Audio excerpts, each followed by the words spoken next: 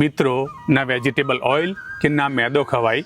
આજે બનાવીશું એના વગર નાન ખટાઈ. આપણે એમાં ઉપયોગ કરીશું મકાઈનો લોટ. નાન ખટાઈમાં આપણે મકાઈનો લોટ 1.5 કપ લીધો છે, 1.5 કપ દળેલી ખાંડ, 1.5 કપ ઘી, જાયફળ, 1/2 કપ કોપરાનું છીણ, 1 ચમચી ઇલાયચી પાવડર અને 3 ચમચી કસ્ટર્ડ પાવડર ઉમેરીશું. આપણે પહેલાં ઘી ઉમેરી દઈએ અને ખાંડ ઉમેરીને ફેણી લઈએ. મિત્રો, આને જેટલું ફેણીશું ને એટલી જ નાન ખટાઈ સરસ બનશે.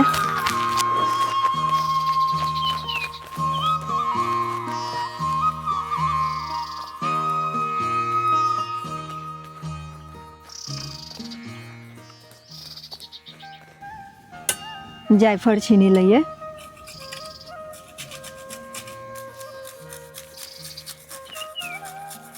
આને આવું ફેણીને સરસ ક્રીમ બનાવી દેવાનું. હવે આપણે આમાં મસાલા ઉમેરી દઈએ. 1 ચમચી ઇલાયચી પાવડર ઉમેરીશું, 3 ચમચી કસ્ટર્ડ પાવડર ઉમેરીએ, 1 નંગ જાયફળ. આ જાયફળ અમે સ્વાદ માટે ઉમેર્યું છે, આ ઓપ્શનલ છે, તમે નહીં વાપરો તો પણ ચાલશે. 1/2 કપ કોપરાનો છીણ ઉમેરીશું.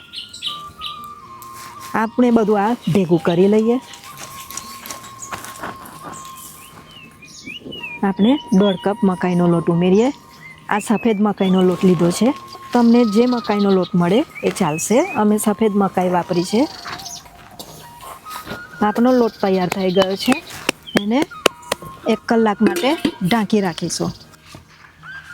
મિત્રો, આજે અમે અમારે ખેતર આવ્યા છે. કંડારી ગામ છે, વડોદરા જિલ્લામાં. ને આ ખાટામાં બેઠા બેઠા દિવાળીનો બનાવેલો નાસ્તો પ્રસાદ લઈએ છીએ. બધો જ અમે ઘરે બનાવેલો છે નાસ્તો. આ મઠિયા છે, ચોળાફળી છે અને આ મિક્સ સવાણું છે. આપણે મીઠું ગરમ કરવા મૂક્યું છે.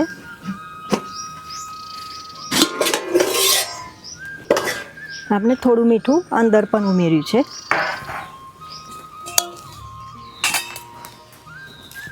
આ 1 કલાક થઈ ગયો છે. હવે આપણે એને નાન ખટાઈના શેપમાં બનાવી લઈએ.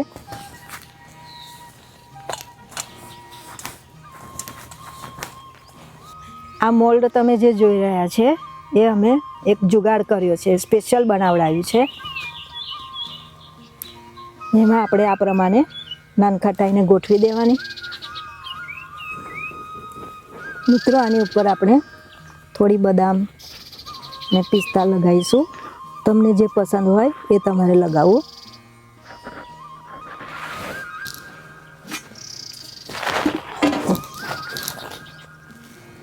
મોલ્ડને આપણે અંદર મૂકી દઈએ,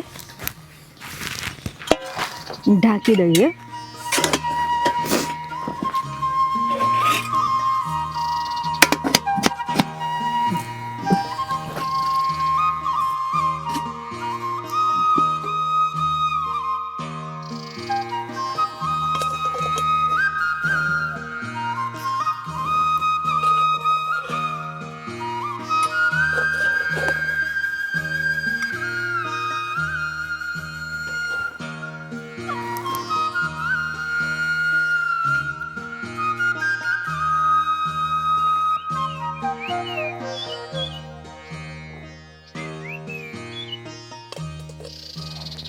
આને અમે ફક્ત 10 મિનિટનો ટાઈમ આપ્યો છે.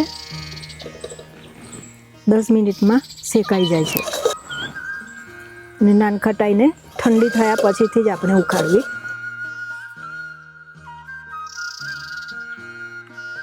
મિત્રો, આ નાન ખટાઈ સોફ્ટ અને ડેલિશિયસ બને છે. તમે આ રીતે જરૂરથી બનાવજો અને કોમેન્ટ કરજો.